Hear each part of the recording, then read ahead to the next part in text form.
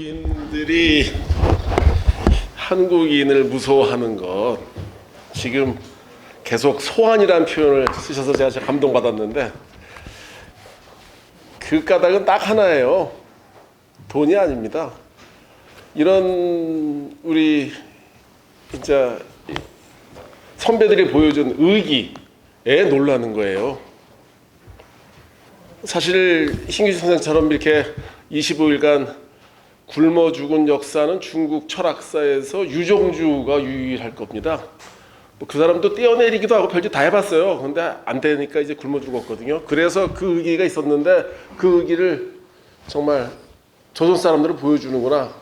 그것 때문에 무서워하고 그래서 소환이라는 말씀을 계속 하셨던 걸로 기억을 합니다. 그리고 유학자들도 유학자들이 오히려 대종교인으로 가장 많이 이제 그 변화를 하죠. 그 의식도 오늘 발표에서 충분히 나왔던 것 같습니다. 우리 신용 선생님이 한국 철학이 뭐냐? 그래서 반성하겠습니다. 예. 그리고 그래서 제가 뭐 한국 철학 회장으로서 해야 할 일이 뭔가 했더니 바로 이게 한 13년 전에 한 3권 정도로 철학사가 나왔었는데 이게 뭐냐 지금 그래서 지금 남북의 철학을 모으는 작업을 시작을 했고, 그래서 사실은 연변대학 통해 가지고 북한 쪽 학자들이랑 하기로 했었는데 이 정세가 바뀌면서 계속 못하고 날아가고 이러고 있습니다. 그러나 이제는 안 되겠다. 우리끼리라도 하자. 그래서 이제 시작을 했다는 거 말씀드리고, 완성은 언제 될지 몰라도 아무튼 제가 열심히 해보겠습니다. 특히 아까 말씀하신 것처럼 베트남 독립운동가도 빤보 차오 반시안에서도 한번 좀 더 얘기를 좀 듣고 싶습니다. 특히 제가 오히려 우리 선생님 글을 읽겠습니다. 1962년 90쪽입니다. 대한민국 정부는 한용운, 신익희, 김창숙에게 건국 공로 훈장, 중장을 수여하였다. 반면 신규식에게는 한 등급 아래인 복장을 서운하였다. 이는 대한민국 정부 수립의 헌법적인 존재인 대한민국 임시정부의 출발의 기반을 조성한 신규식 선생의 공헌에 비하면 턱없이 부족한 예우임이 분명하다. 박수 한번 치셔야죠. 예, 논평 장우선 선생님 나와주시죠. 논평을 하기에는 주제가 너무 큰 주제라고 생각을 해요. 그러니까 한 사람이지만 철학적으로, 사상적으로, 혁명가로서 너무 많은 일을 한 분이기 때문에 그분의 어떤 면을 우리가 보고 역사적인 맥락에서 해석을 해낼 것인지, 그렇게 아주 짧게 철학을 보더라도 혹은 혁명 투쟁을 보더라도 그리고 종교인으로서의 삶을 보더라도 하나하나가 너무 큰 주제인 분입니다. 그런데 제가 생각하는 건 앞에 조남호 선생님 발표 때도 그랬고 신용원 선생님도 공통적으로 말씀하시는 게, 우리 근대 민족 사상으로서 대종교 혹은 예관 선생의 한국혼 안에 담겨있는 사상적 맥락, 이게 뭔지, 사실은 저도 맨 처음에 역사를 공부한 이유 중에 하나가 한국에 미국이나 일본 같은, 미국 같은 자본주의, 영국 같은 자본주의 국가가 아닌 미국과 영국 같은 자본주의를 짝퉁으로 흉내낸 일본 같은 제국주의 자본주의가 아닌 우리 안에 어떤 매발적인 근대적인 동력이 있었지 않았을까. 동학일 수도 있고 대종교일 수도 있고 어떤 다른 모습일 수도 있을 것 같아요. 그런 길을 왜 우리는 걸어보지 못했을까? 라는 좀 아쉬움이 있었고요. 그런 것 때문에 동학이나 우리 안에 있던 내재적인 어떤 발전의 동력 같은 것들을 한번 규명을 해보자. 이런 차원에서 공부를 하다가 이제 민족주의랑 사회주의까지 이렇게 쭉 딸려 들어왔는데 지금 앞에서 조남호 선생님도 이렇게 그 한국혼에 대해서 누누이 한국 철학의 맥락, 역사적 맥락, 그리고 그것이 미래에 어떤 의미를 가질지도 또 신은용 선생님이 계속 말씀을 하셨습니다. 그런데 이제 저는 궁금한 게 그럼 한국혼에 어떤 내용이 담겨 있는가? 그 안에서 우리가 어떻게 체계화를 시키고 그 안에서 뭐를 끄집어내서 야 한국헌에서는 이런 걸 얘기하고 있어. 우리 민족 근대 사상으로서 이런 내용을 담고 있다라고 우리가 얘기를 할 수 있어야 되는데 철학적인 맥락에서는 분석이 하나도 안 했다는 거예요. 제가 볼 때는 지금까지 그렇게 연구된 책이 없습니다. 이게 되게 아쉬운 거죠. 정말 뛰어난 책이고 훌륭한 사상을 담고 있는데 그게 뭔지를 모른다면 그거는 좀 그래서 우리가 어떤 종교적인 측면에서는 얘기를 하면 안 될 것 같고 근대 사상은 근대 사상인 거죠. 민족주의 사상은 근대 사상 중에 하나라면 어떠한 근대를 그렸고 그 근대적 의미와 어떤 시스템이 어떤 건지를 규명하는 작업도 더불어서 같이 이루어져야 되지 않을까 이런 생각을 좀 해보게 되었습니다.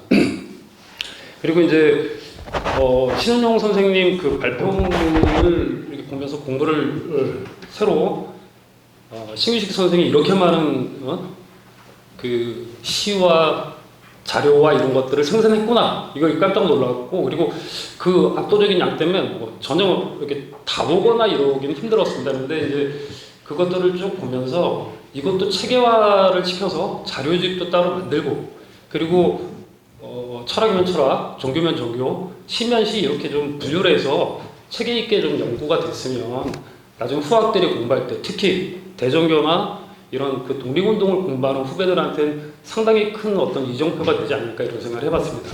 그리고 제가 이제 제 토론의 그 임무에 맞게 전 궁금했던 점이 몇 가지 있는데 신은용 선생님한테 몇 가지 간략하게 질문을 드리고 토론을 마치도록 하겠습니다.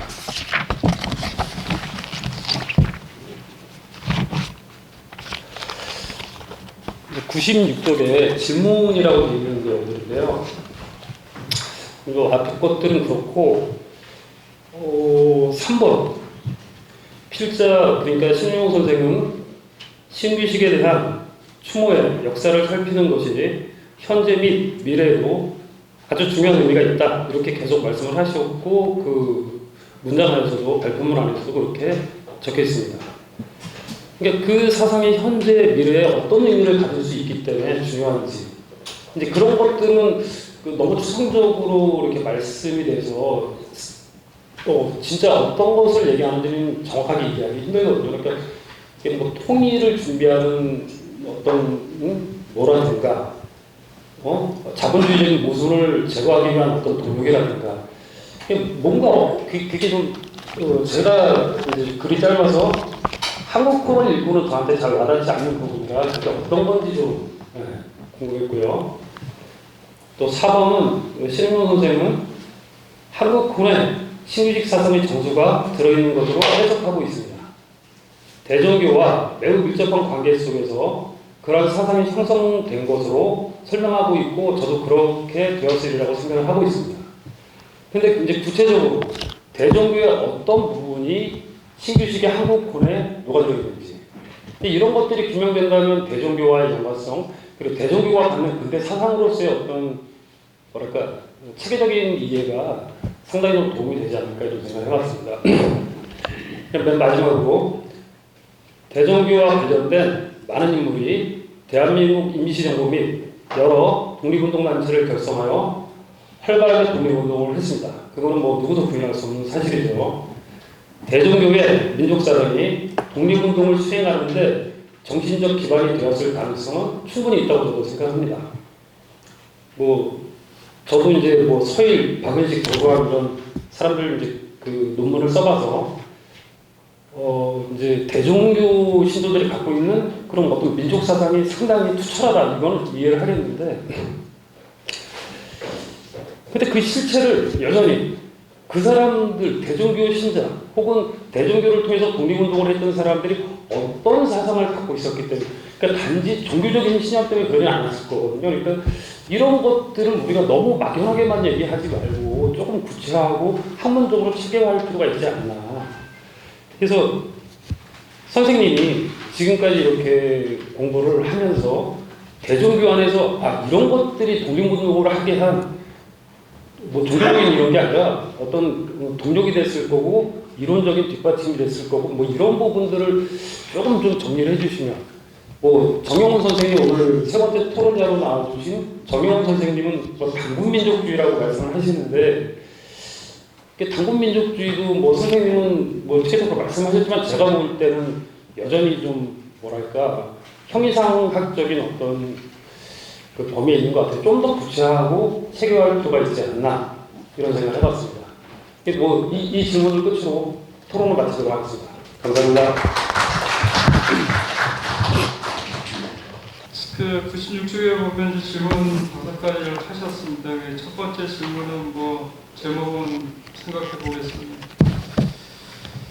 그리고 세 번째 신기식을 통해서 현재 미래에 어떤 의미를 우리가 가질 수 있는가 하는 문제. 이건 어려운 문제는 아니에요. 국가 건설론의 문제고 우리가 지금 이 시점에서 어떠한 국가를 만들 것인지 하는 그런 문제예요. 한국 사실은 문제 많잖아요.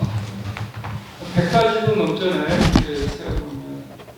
그러니까 그거는 뭐 다른 나라도 거의 마찬가지지만 시대는 변하고 생각하는 바도 변하고 모든 것이 변하는 이 상황 속에서 어떤 나라를 만들 것인가 하는 그 본질적인 질문을 신규 선생이 병행제를 했단 말이에요.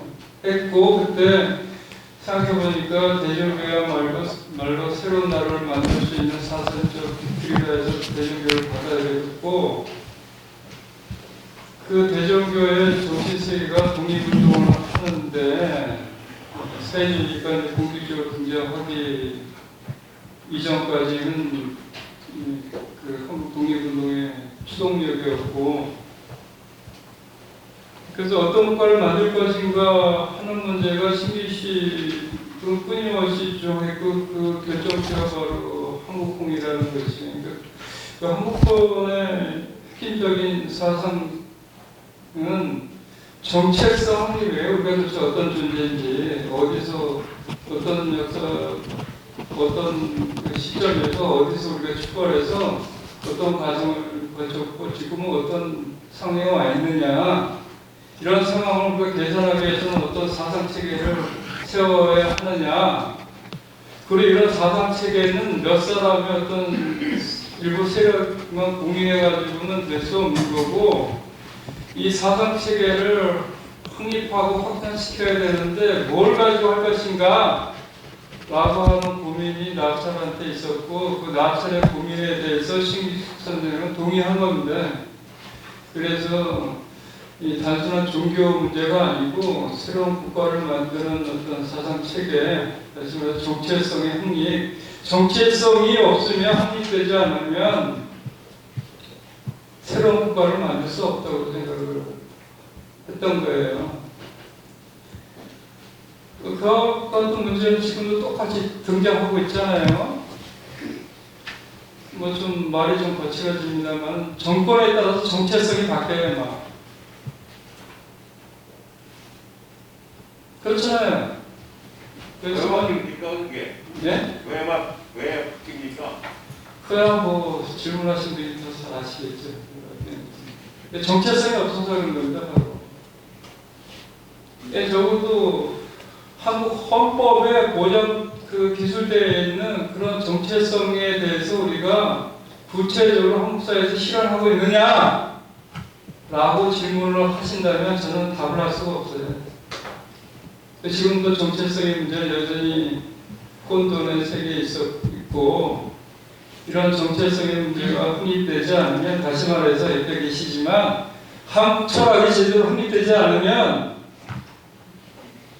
신기숙 선생님처럼 또 대한민국 사람하고 죽을 사람이 여러 사람이 또 생기실 겁니다.